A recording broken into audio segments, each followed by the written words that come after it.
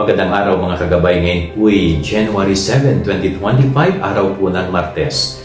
Makikita po natin sa Ebanghelyo sa araw na ito kung gaano kabuti ang kalooban ng Diyos. Maraming tao po ang sumusunod sa Kanya, nakikinig ng Kanyang mga aral.